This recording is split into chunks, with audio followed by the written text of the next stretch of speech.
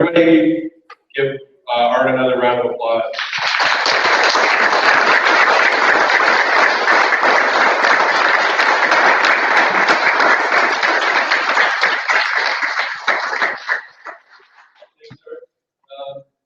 Can everybody hear what I was saying? Yeah. The really compelling, interesting insights for what's happening at what I gathered anyway. I think we have another presentation from Standing Rock for somebody that are interested in Standing Rock. Are we going to wait to do that? Like your walls stuff? Okay, sure. Were you in Standing Rock?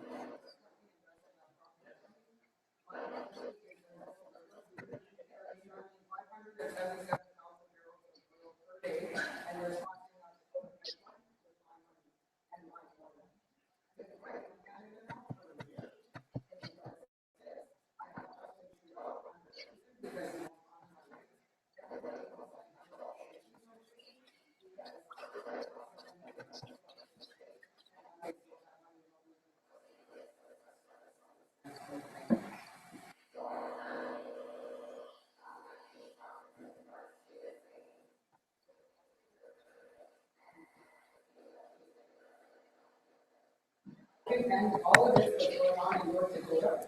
I've been blocked by Canada and we were ready to go.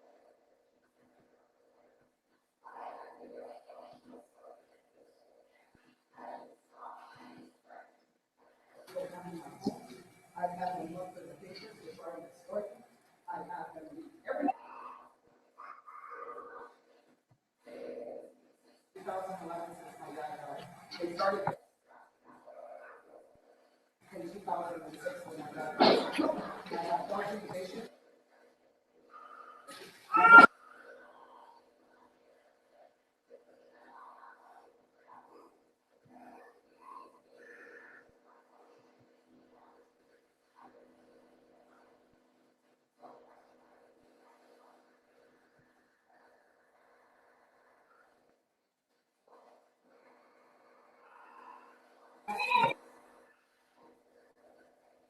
Not so much about the I have major natural resources and I have natural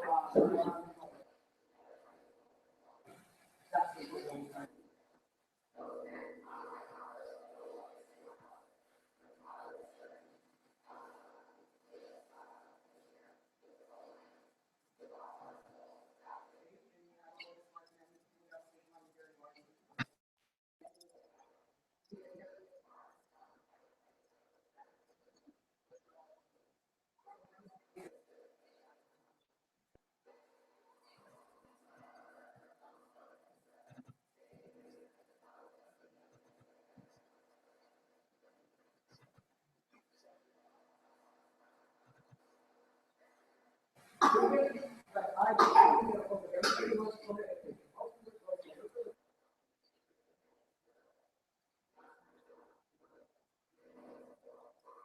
So I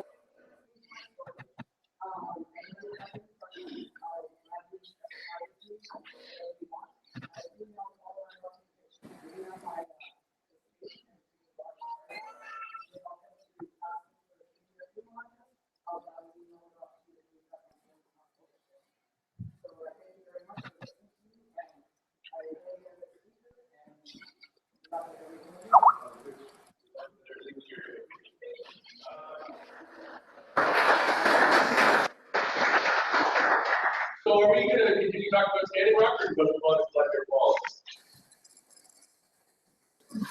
Okay, well, let's talk about Chaudiere Falls. This is a local issue that I know many of you have many of you know all about. We have two speakers that represent what's happening in Chaudiere Falls, and I'd like to invite Gary to begin that discussion, followed by Gary. But then maybe we have a little bit of discussion about that and how Standing Rock can play the Chaudiere Falls, and then of course Gary.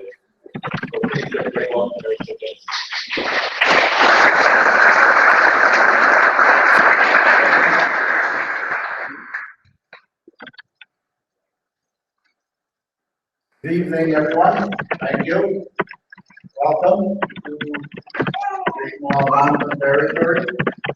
I hope it stays like that forever. You know, we have challenges, but I'm not sure about that. I just want to give you a little, I guess, a little bit version of how we see the issue with Chaudiere Falls.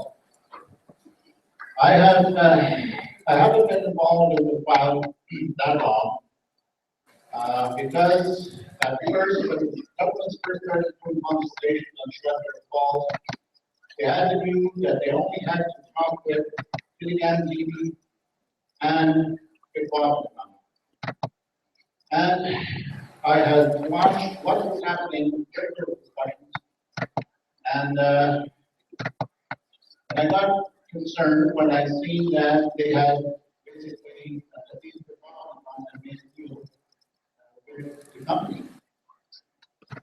And so we have been doing probably research for about 20 years now. So I asked our research director, I think at the end to look into our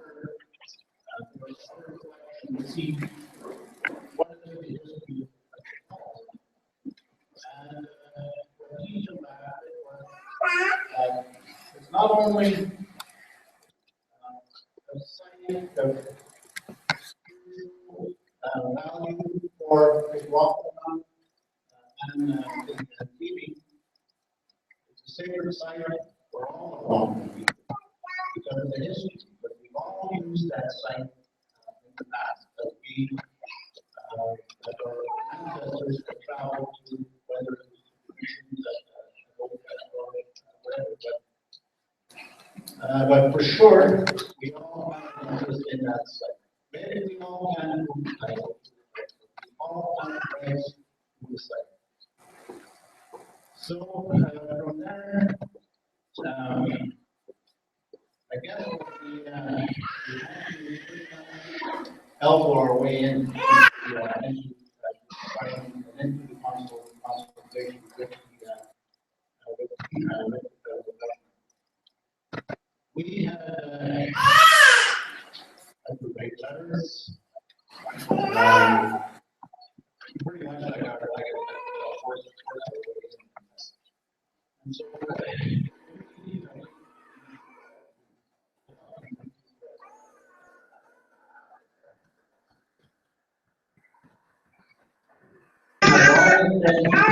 that it's the duty of the federal government to develop not optional, the legal duty for them to protect people and matters that our rights. The National Capital Commission they were the ones that are, I guess, were in charge of consultations. They had subsequently turned that duty over to the other region. And the promoter consulted with the sure Akikodjiwan and what is called the recognize the only legitimate leadership we recognize there is chief Bernie Wing, and this that's a long story. But we never agreed that it should be something that's consulting with the region.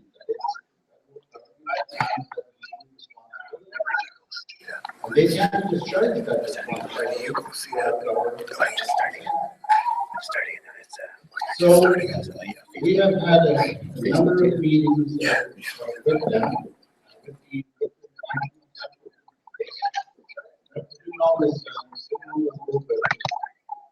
Because in the Algonquin Convention, there are some sort of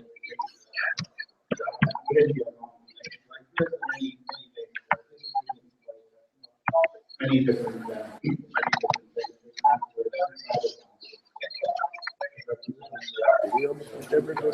Our tribal council had long this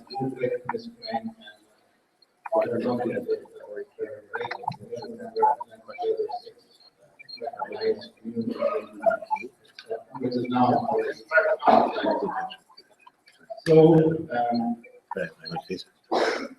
so we during the discussions we have sometimes it wasn't going to good service, so we should have separate consultations because there was disagreement how we should proceed and what we should talk about. And so I think we kind of got last meeting. I don't know how much time I have there, but I'm trying to make sure that I get all the shows.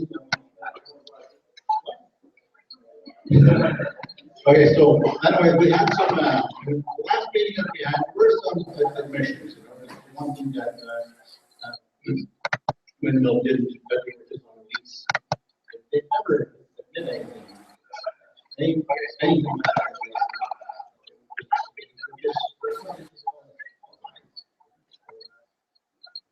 so they agreed to that, and what's interesting now is that at least they are willing to look at something else. But what I presented that listen, we have ideas what we would like to because that's one thing that you've never really articulated what not just we don't want this. And so we presented them with some possible ideas that we might like to see happen there at the falls. Apart from it just being under Algonquin control. So so at least they're willing to look at that. We have tried to get support from apart from it just being under regional organizations, Assembly First Nations, Quebec, and Labrador. We passed resolutions at the national organization. In fact, it was in December the 8th last year we had passed a resolution at the national organization. Never heard a thing. And there were some specific instructions for the national chief to do. And one of them was to get the prime minister, to the premiers, and to the mayors, and present our case there. To say something to remain like that, as a sacred site, and we want the national organization to help on that. In February 8th, it was the chief of Asinabka First Nation. Then he attended a meeting on behalf of Regional Chief Picard and asked the national chief what has been done. The answer that he got was, "Well, it's a work in progress." The letter been sent. Come on, to take the send a letter when everything is in the resolution already. All you had to do was follow up with a letter. On May the 5th, there was still nothing, so I wrote a letter asking them, well, what's up with this, have you done anything? Have you written as directed by the chiefs of assembly? It's an obligation now. I got a response back on May the 9th that said, well, the national chief has been brought to his attention. Still never heard anything. November the 25th, I wrote him another letter just before this assembly, that we're at currently. He writes me back on the 30th, and in there was attached to the letter was a letter that he had written already on July the 5th to the Prime Minister, and the Prime Minister responded on August the 22nd. I'll read you what his response was. It's kind of interesting.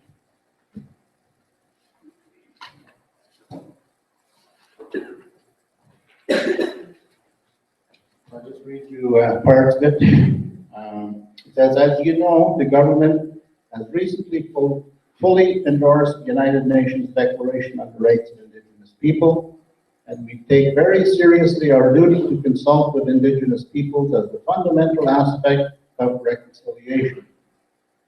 I have asked the Minister of Indigenous and Northern Affairs in her mandate letter to undertake, with advice from the Minister of Justice and in full partnership with First Nations, Inuit, and Métis nations, a review of laws, policies, and operational practices to ensure that the Crown is fully executing its consultation and accommodation obligations in accordance with its constitutional and international human rights obligations, including Aboriginal and treaty rights. We will certainly take your perspective and the Assembly of First Nations resolutions into account, into consideration in conducting this review. So, and then he goes on, to this end, I am sharing your correspondence with the Ministers of Indigenous, Northern Affairs and Justice for their information, as well as the Minister of Heritage responsible for the National Capital Commission. Now, this was dated August the 22nd. I didn't see this until Monday. So, someone has been sitting on this. And if I didn't write that letter last Thursday, we still wouldn't know. We still wouldn't have received that information. So, I guess it's big business that we're up against here. Big bucks. That's what we're up against. And they don't give a damn about sacred sites or anything except big bucks and their and their shareholders. That's all they care about. So that's where we are at here. We don't know like what is going to happen next. But one thing is for sure is that the National Capital Commission, they are supposed to put something in writing as to what we discussed at our last meeting as a possible alternative, and they're supposed to present that to their higher ups. So now I'm 4.5 hour drive from here. I don't know what's going on the ground here, and that's where we need somebody to keep an eye on what's going on, what's happening, in case there might have to be an injunction or whatever. Because if they invest too much money, then they have that as an excuse. They've invested millions of dollars now. So that's what where things are at as far as the Algonquins are concerned. I did speak with Chief Kirby. He's not, an Algonquin project there, or something under the Algonquin control of the Algonquins, and having it returned to its natural state as much as possible. He's not against that personally, but now he has to deal with these other 9, whatever you call them there. They're not, they're a fabrication of the provincial and the federal governments, but they belong in the same corporation as them, and they're outvoted now at the table there, the Algonquins of Akikodjiwan. So they're in a legal, I think, situation there that I'm not sure exactly what it is, but just to let you know that Chief Kirby he's not against it being turned back over to the Algonquins, and all of the Algonquins now on the Quebec side is for sure. I just spoke with them last week, and we're all on the same page when it comes to the Chaudiere. So that's about it for me for now, and I thank you for your support. And I've been working with the community of Barriere Lake for 30 years, and I always get dragged into their mess too. But I always support them because they're the ones that are living off the land. They're the ones that we have a working relationship with them where they assist us, and maybe like issues of language and how to use the bush, medicine bush, because our people for the most part have lost a lot of that, and we share with them maybe some experience that we have in business development, stuff like that. So that's the kind of relationship that we have with the Algonquins of Barriere Lake, and we're always there to support them, and we appreciate the struggles that the community goes through because I'm sure it's not easy. Okay, so thank you very much.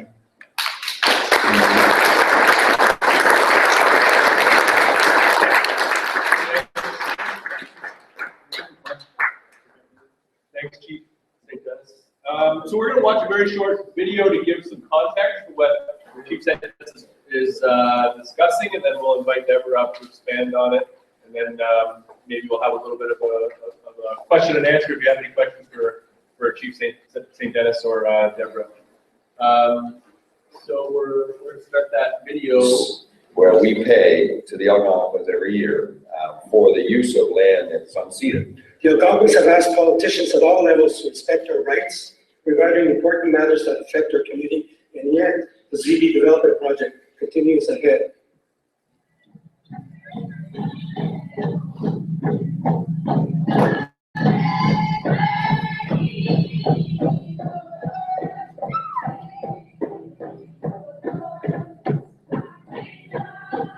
From what I see with ZB, is division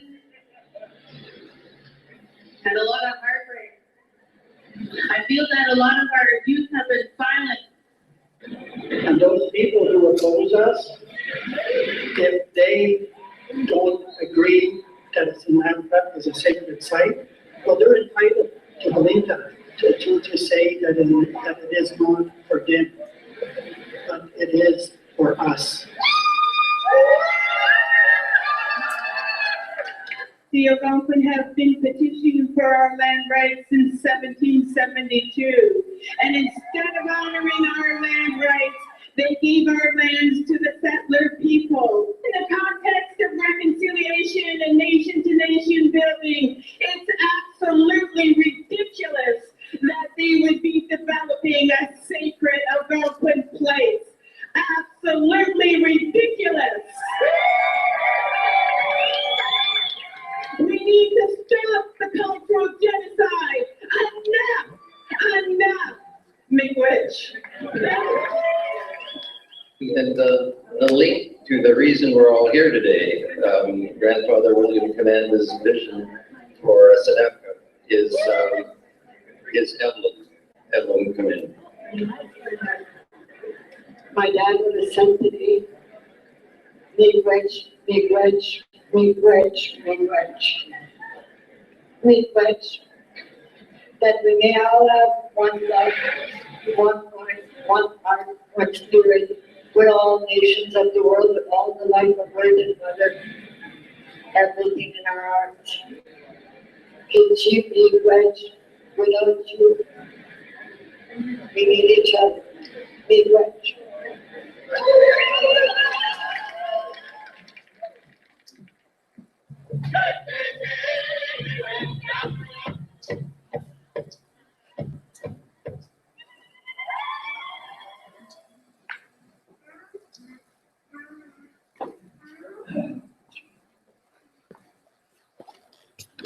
So I guess a little bit of context on what's happening in Chaudiere Falls to reflect or build on what Chief St. Dennis is talking about. And I'd like to invite Deborah Huron to come up and continue the conversation.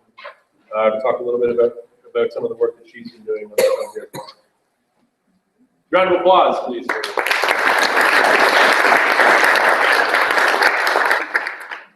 Hi, everyone. I'd like to first say big thanks to Greg McDougall for the video that you just saw, and for all his work. He seems to be tireless, and he's one of the main people that organized tonight's event. My name is Deborah Huron. I'm a citizen of the Métis Nation of Ontario, and I've been living as a guest on this territory of the Algonquin people since about 1980. So it feels very much like a home. I've been involved for the past couple of years with two groups here in Ottawa. These groups are composed of Indigenous and non-Indigenous people, and they are essentially groups that are supporting an Indigenous vision for the islands and for the waterfall. And it's an interesting experience to be up against, as Chief St. Dennis just so eloquently put it, up against companies that have huge assets. Dream Unlimited Corporation, which is in partnership with Windmill Development Group, is a company. Dream is a company that trades at $15 billion on the Toronto Stock Exchange, has holdings all across Canada in the real estate business, and is bankrolling this 10 to 15 year proposal by Windmill Development Group to build condominiums on two of the islands that are part of the sacred site. The sacred site consists of 3 islands and the waterfall, Chaudiere waterfall. One of the groups that has been involved in supporting an Indigenous vision for this site is the group called Free the Falls. And over on that part of the room tonight, a little bit later, you'll see a woman with a red sweater and white hair. Her name is Pamela, and she'll be selling some tickets to a winter concert that citizen group is going to be holding to raise funds in support of the work that it's been doing for almost 2 years now, and in support of the opposition that Douglas Cardinal and 4 other appellants have engaged in for the last 2 years in fighting the city of Ottawa over the rezoning of Chaudiere and Albert Islands, which will allow this condo project to happen. So that important work has been through a myriad of court cases over the past almost 2 years. It began in January of 2015. No, so it's not 2 years. It's more like a year and a half.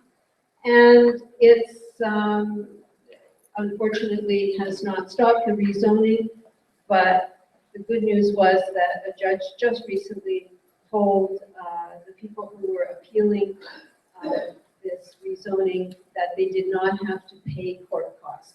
And so they would have been on the hook for $65,000 worth of court costs, but the judge ruled that they were public interest litigants in this case, and therefore they did not have to pay the court costs for the City of Ottawa and the Windmill Development Group.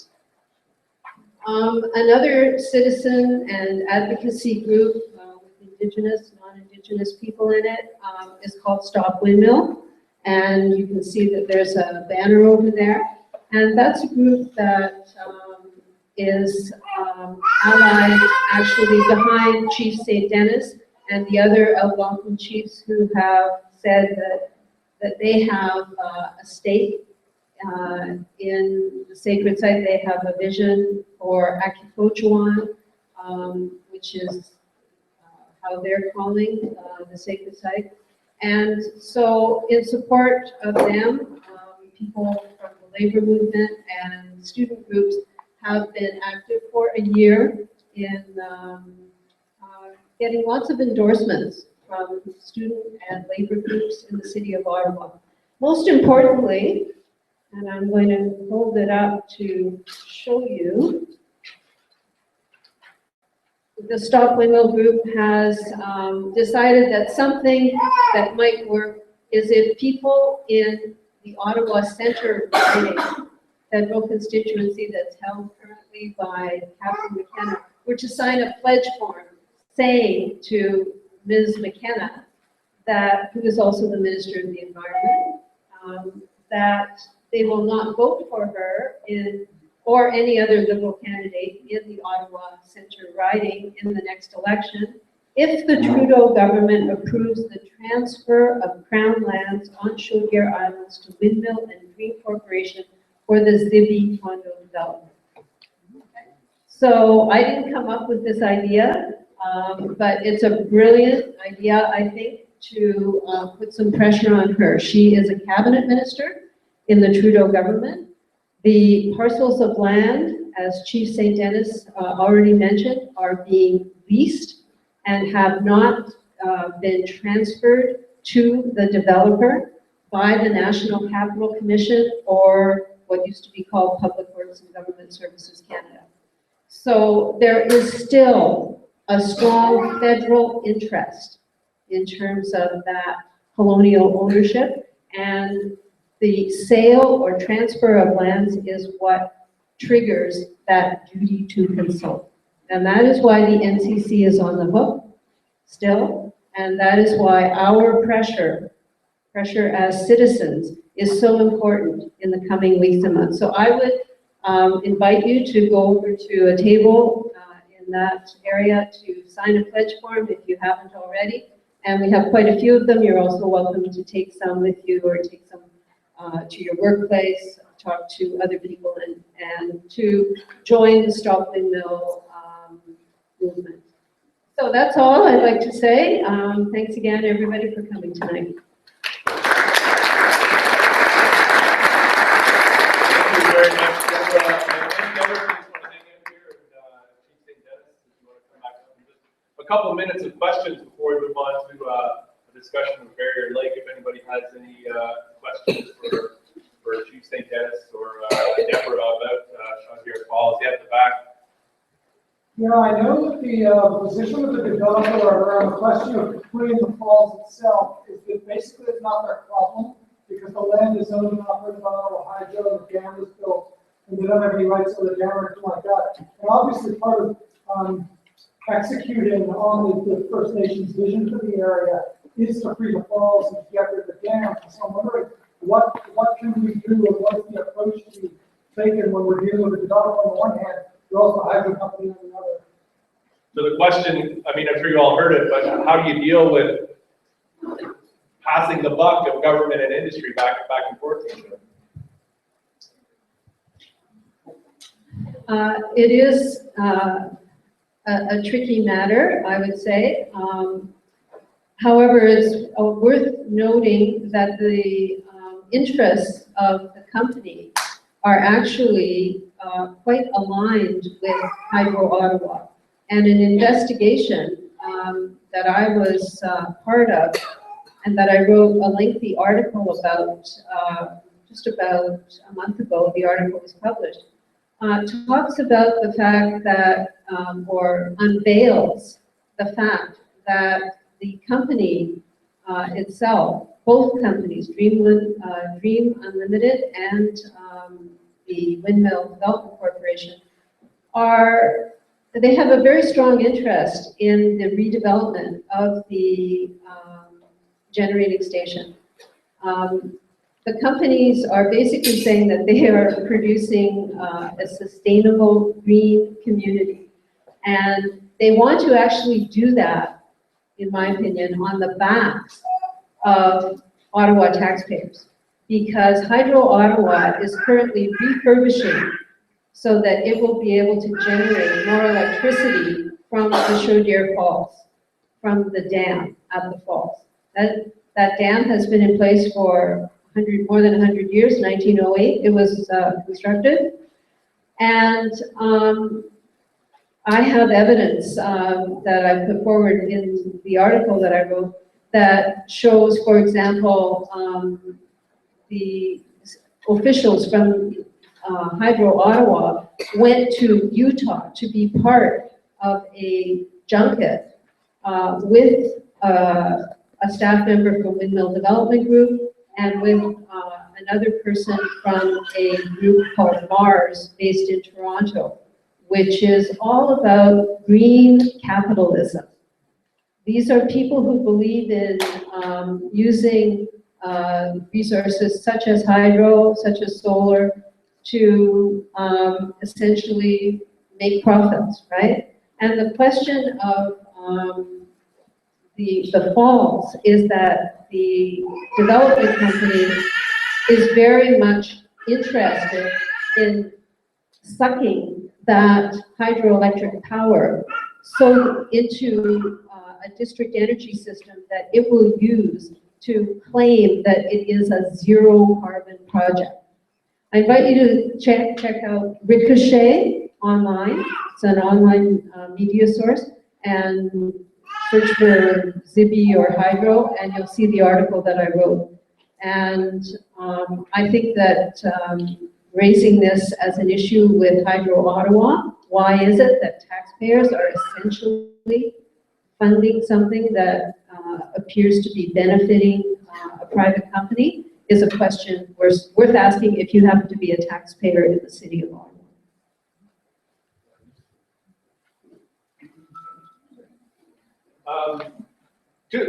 Just from a legal perspective, it's governments that have the constitutional duty to consult and obligate with Indigenous people, right? They cannot delegate to companies. When it comes to the accommodation side, then they can say, okay, company X, now you go negotiate an impact benefit agreement with the company. But it's the government that has the constitutional duty. They might try to defer to the company, that's basically illegal. But how do you accommodate for the destruction of the sacred site? Well, it's our position that there's no such thing as a green project on a sacred site. I don't care if it's zero or whatever. If it's a sacred site, there's no such thing as in any way possible for it to be painted as a green project. That's our position, and it's going to, and we're going to maintain that position. And the first thing that where they failed to consult was with the issue with Mr. Cardinal. The one that he's taken, to challenge and lost. So I think that was their first. They should have consulted with the Algonquin people, but in this case, they will say that they consulted with the Algonquins of Akikodjiwan and not. That's where they got there, but they didn't consult everyone. So there are still some legal, possibilities that that we have in in our back pocket yet. But we'll see what happens in the next little while, I guess.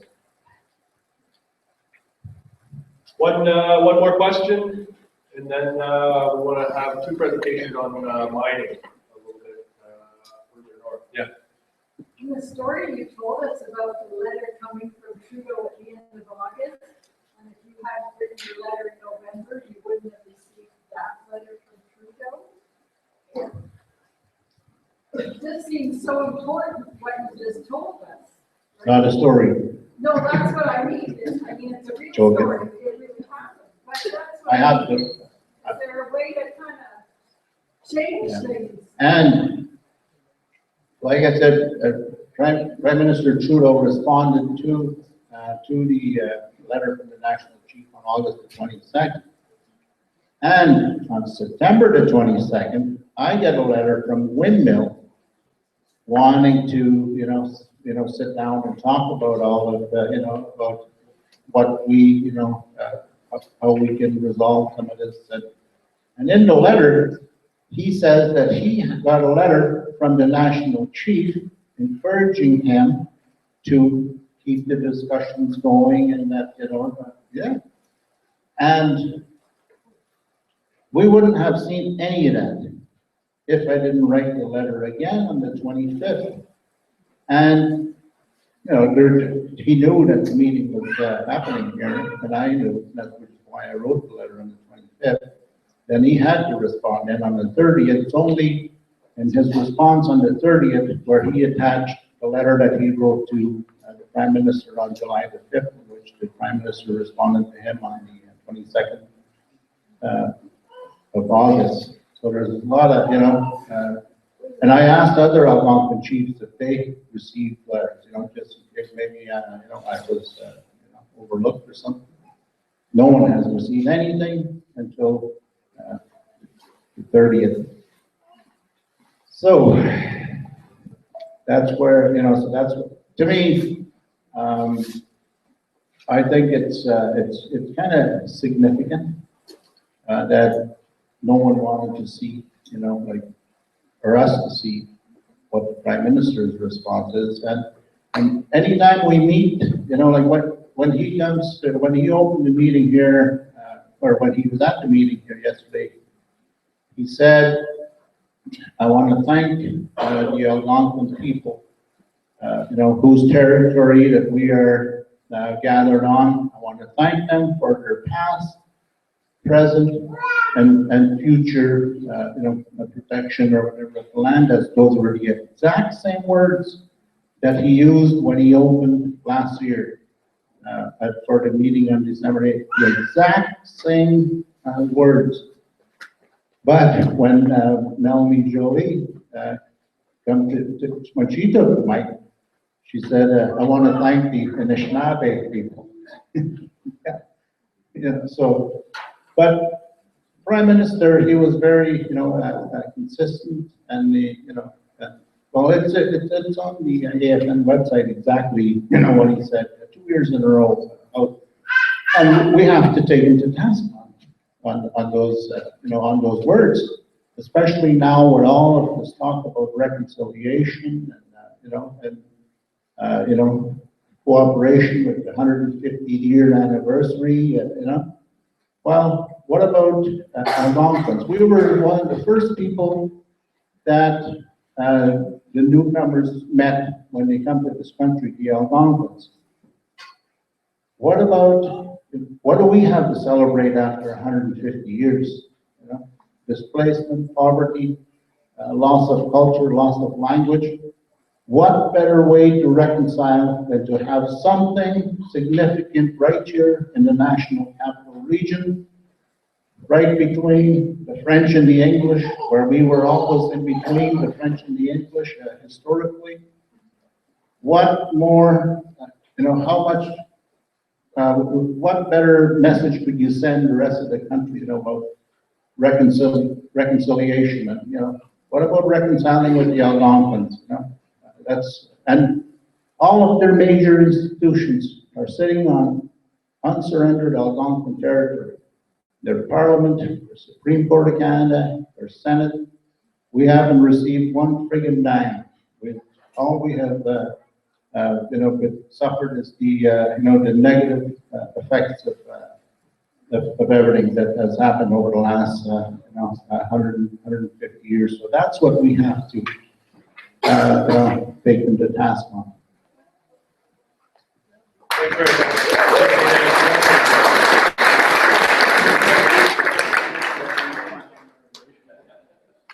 Okay, be good. Sure, what thing would do that? I actually wanted to start this evening with 8 words, and so I didn't use those 8 words, but I'd like to say them to you right now. Dams, pipelines, mining, sacred sites.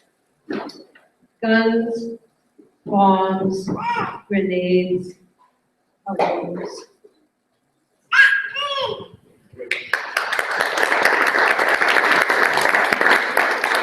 So I think Chief St. Dennis's proposal is a pretty good one. It sounds like government is doing everything it possibly can to avoid that proposal or avoid talking to the Algonquins at all about this. So stay tuned, support them over here at these with their requests for support, and we'll be paying attention, of course. So we're going to move on to discussing Barriere Lake, who is facing a similar but also quite different struggle against Canada and the province of Quebec. And I think we're going to start with the video, or maybe I'll just invite Norman, Akikodjiwan, and Tony to come up, and we can work through this.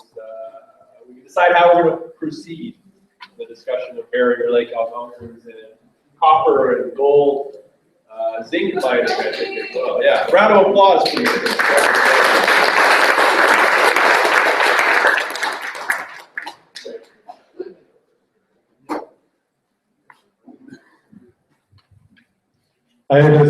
This video is a documentary film. It was directed by Martha Stegman.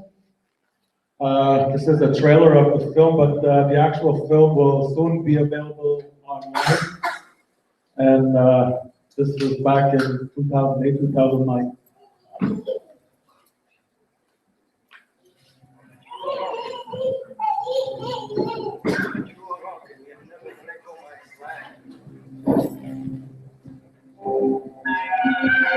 The land was flooded back maybe about 100 years ago by Hydro-Quebec.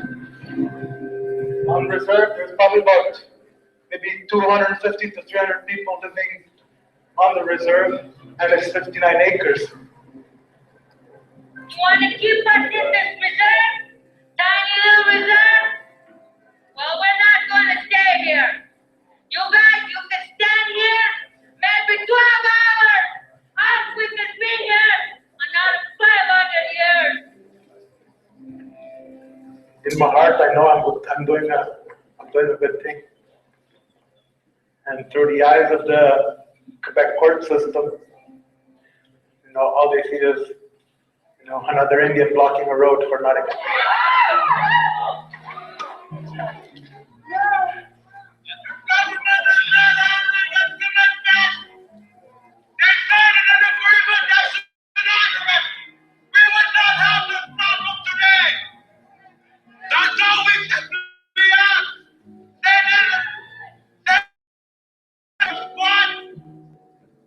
My dad always said, the language comes from the bush. The land is very important to us because a nation without a land base is not a nation. Now I want my kids to be able to come out and fish anytime they want without harassment. I want them to be able to know how to go hunt and kill a moose.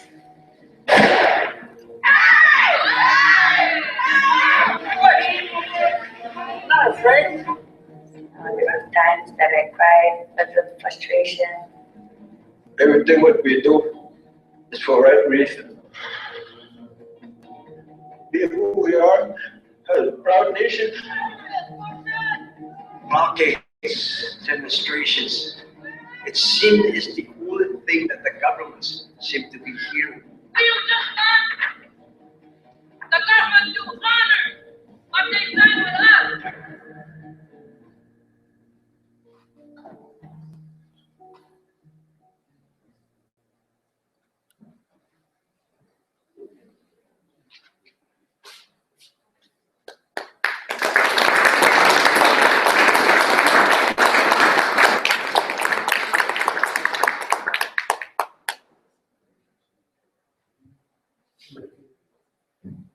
Yeah. Hey, Tony, just so you know, that video is on demand. You can get it through Cinema Atlantica for $5.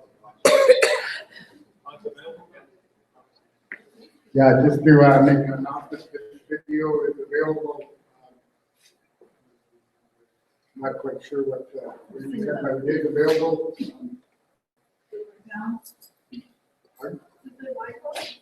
I'm not sure, is it on? Hello, can you hear me?